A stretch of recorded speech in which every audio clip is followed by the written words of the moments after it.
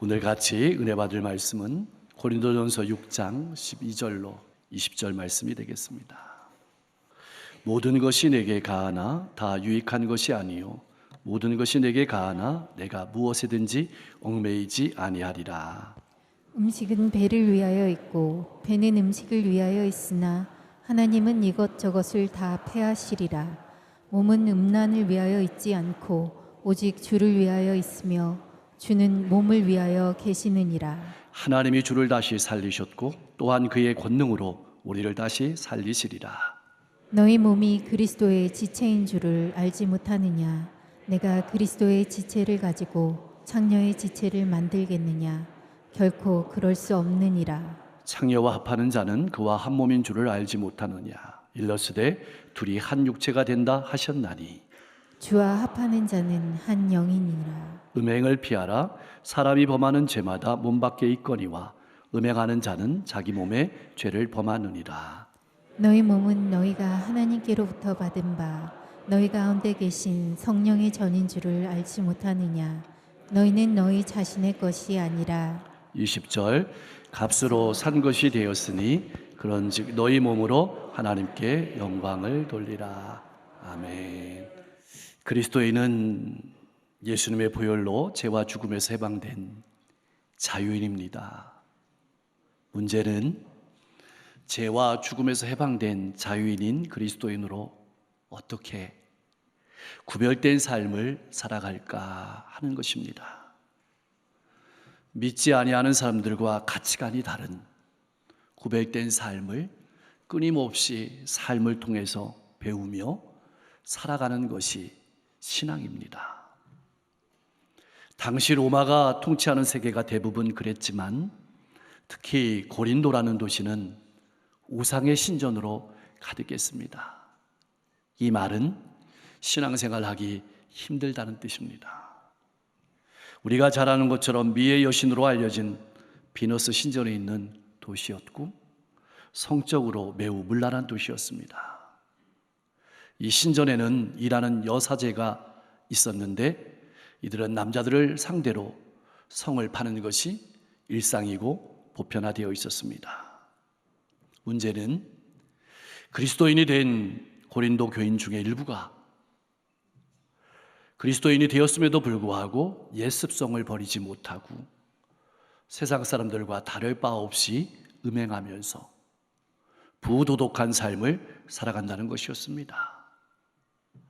더 큰 문제는 이러한 삶을 작은 일로 생각하면서 아무렇지도 않게 여긴다는 것이었습니다.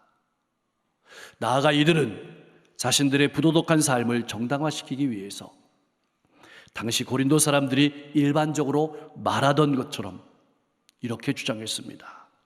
내게는 모든 것이 가하다. 다시 말하면 나는 모든 것을 알 수 있는 자유가 있다는 주장이었습니다. 그들은 또 바울이 그리스도 안에서 얻게 된 자유를 설교하는 것을 들으면서 자기 입맛에 맞게 해석했습니다.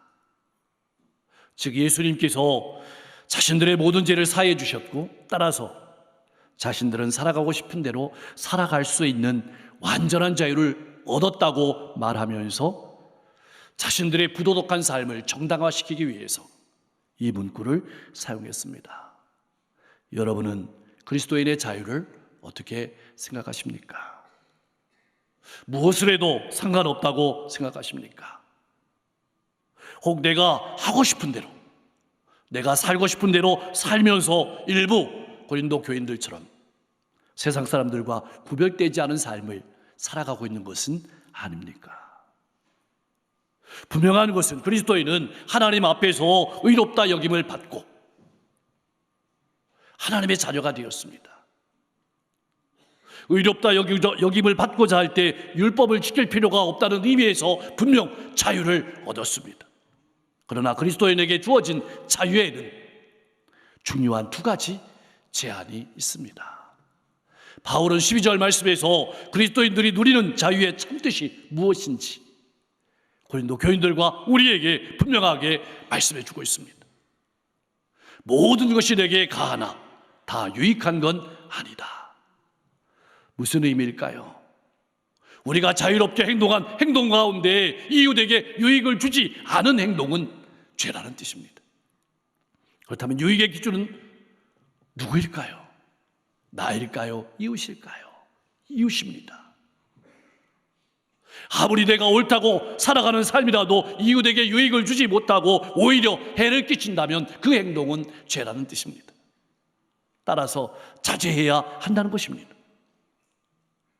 또한 내가 살아가는 삶이 하나님을 기쁘시게 하는 삶인지 살피며 살아가야 한다는 말이기도 합니다.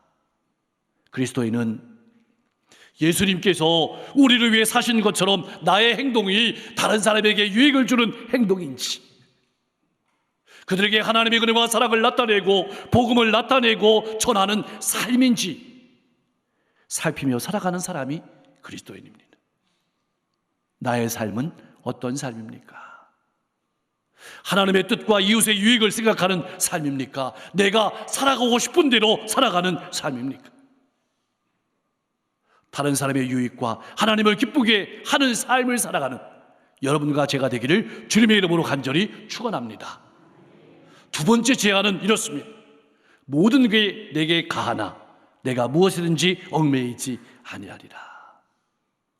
이 말을 얼핏 우리의 귀로만 들으면 내가 하고 싶은 대로, 내가 살고 싶은 대로 살아가겠다는 이야기처럼 들려집니다. 그러나 여러분, 내가 하고 싶은 대로, 내가 살고 싶은 대로 살면 어떻게 될까요? 맞습니다. 노예가 됩니다. 욕망의 노예가 됩니다. 중독이 됩니다. 어떤 이들은 돈의 노예가 되고, 어떤 이들은 명예의 노예가 되고, 어떤 이들은 쾌락의 노예가 되고, 어떤 이들은 인기의 노예가 됩니다.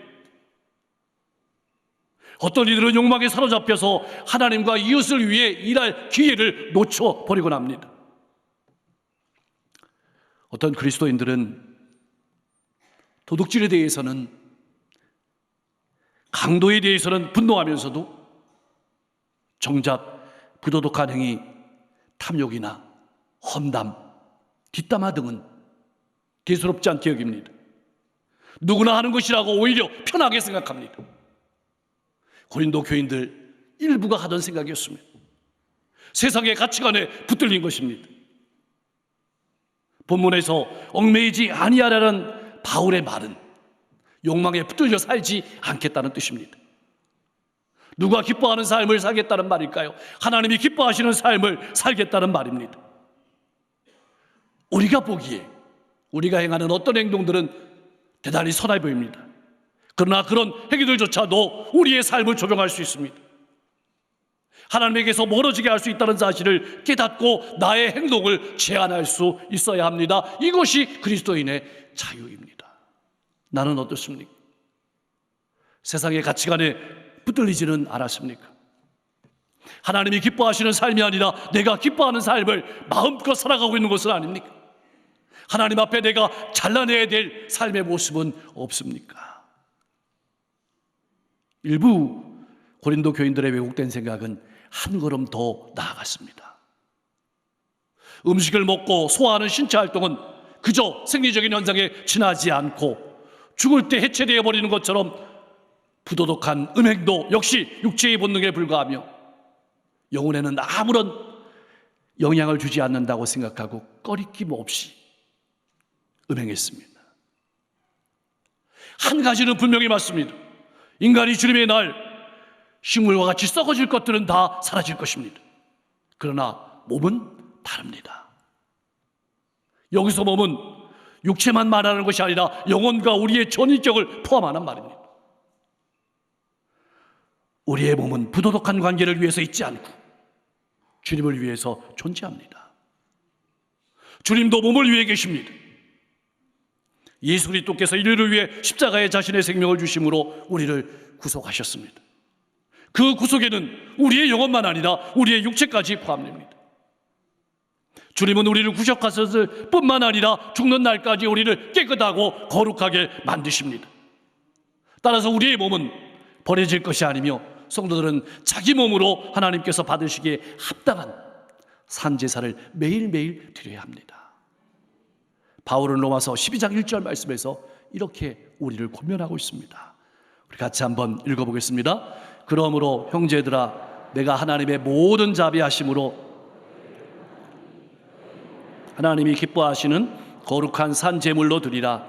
이는 너희가 드릴 영적 예배이니라. 아멘.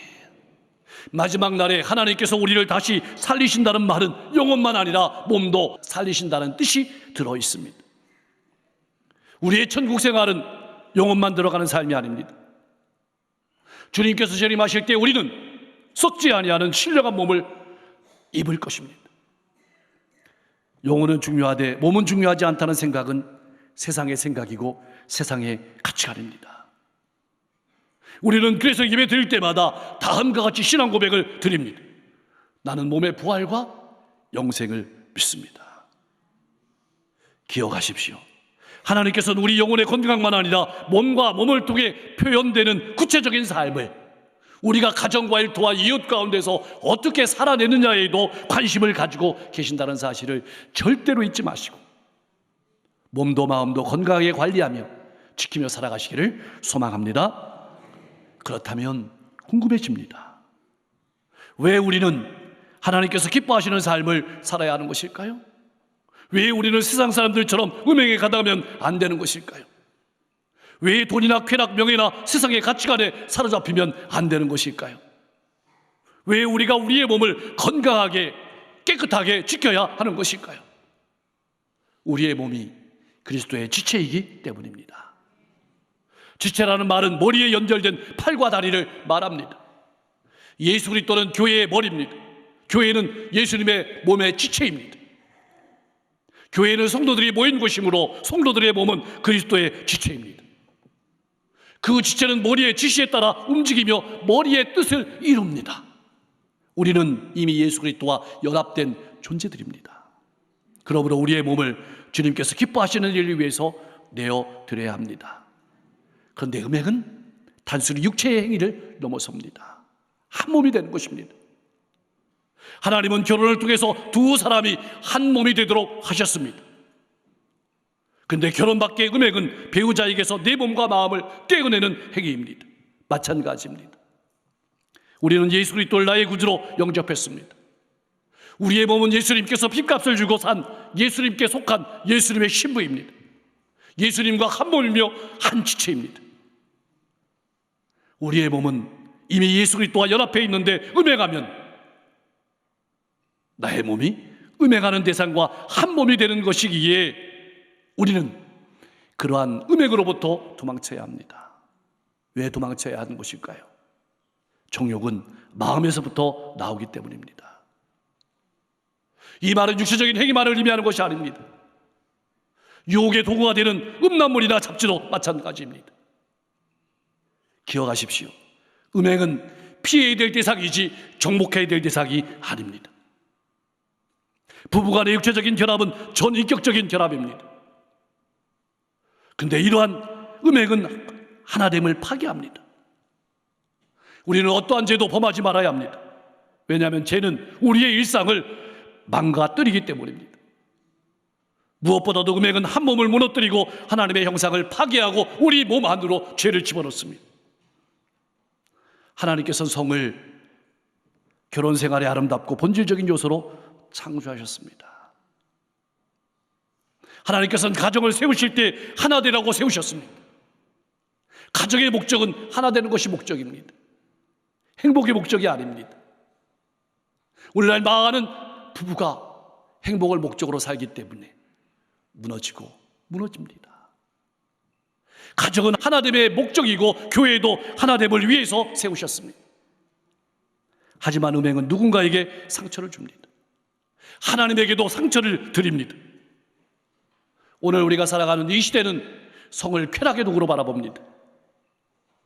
성적인 순결을 지키는 일을 가치 없는 일로 여깁니다. 아닙니다. 음행은 가정을 파괴하고 뿐만 아니라 관계를 파괴합니다. 우리 인격에게서 하나님의 형상을 파괴합니다. 그러므로 우리는 목숨을 걸고 몸을 지켜야 합니다. 사랑하는 성도 여러분, 우리가 살아가야 할 최고의 길은 하나님께서 말씀하시는 길입니다. 하나님께서 하나 되게 하시는 것을 지키며 기쁨과 행복을 누리며 살아가는 성도님들 되시기를 주님의 이름으로 간절히 축원합니다. 사랑하는 성도 여러분, 우리가 음행으로부터 우리를 지켜야 되는 더 중요한 이유가 있습니다. 우리의 몸은 성령의 전이기 때문입니다. 우리가 예수 그리스도를 나의 구주로 영접하면 하나님의 영이신, 예수님의 영이신 성령께서 우리의 마음에 들어오셔서 우리와 함께 하십니다. 그때부터 우리의 몸은 거룩한 성전이 되는 것입니다. 성령께서 거주하시면서 우리를 다스리십니다. 우리의 인생이 하나님을 향하여 살도록 도우십니다. 우리가 바르게 살아가도록 지혜도 주십니다. 문제의 본질도 깨닫게 하십니다. 성령님은 기도할 때만, 어떤 종교적인 활동에만 계시는 분이 아닙니다. 우리의 몸은 항상 성령께서 계신 거룩한 처소이므로 거룩하게 지켜야 합니다. 당시 고린도에는 신전이 많았습니다. 일단 신전에 들어가면 함부로 말해도 안 되고 함부로 행동해서도 안 되었습니다. 신의 뜻이 무엇인지 깊이 생각하면서 신전을 더럽힌 일이 없도록 조심하고 또 조심했습니다. 만약 그렇지 않으면 체포되었습니다. 감옥에 갇히기도 하고 죽임을 당하는 경우도 많았습니다. 그렇다면 성령을 모시고 살아가는 거룩한 성전인 우리는 어떻게 살아야 할까요? 성적인 죄악이 우리의 몸과 마음을 더럽히지 못하도록, 나아가 세상의 가치관이 우리를 붙잡지 못하도록 우리 자신을 지키며 살아가야 합니다. 오늘날 많은 사람은 몸을 자기 소유물로 생각합니다. 오직 몸이 원하는 대로 살아가려고 합니다. 건강을 해치는 나쁜 습관으로 몸을 망치기도 하고, 세상의 가치관을 따라서 욕망을 채우는데 내 몸과 마음과 물질을, 시간을 사용합니다. 나는 어떻습니까? 내 몸과 마음을 지키며 살아가고 있습니까? 내 입술과 내 행동도 지키며 살아가고 있습니까? 우리의 몸으로 먼저 하나님께 영광을 돌리려면 먼저 생각해야 될 것은, 우리의 몸은 우리의 소유가 아니라 성령의 전이라는 사실을 분명히 인정해야 합니다.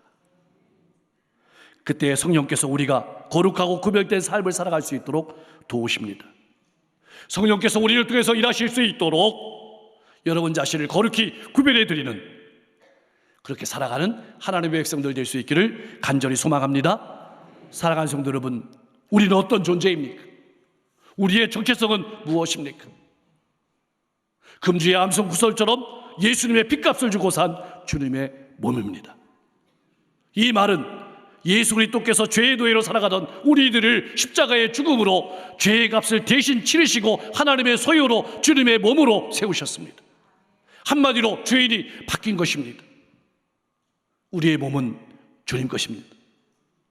주님을 위해 살아가도록 핏값을 주고 사신 것입니다. 남은 질문은 한 가지입니다. 어떻게 살아야 할까요? 음행과 쾌락을 위한 도구로 우리 몸을 사용하면 안 됩니다.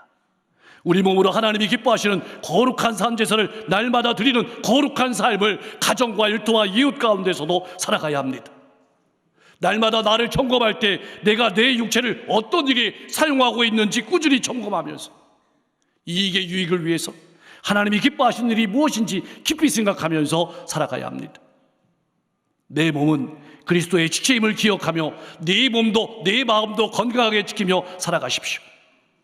음행과 유혹은 반드시 피해야 될 일임을 기억하며 가정과 교회를 지키며 살아가십시오.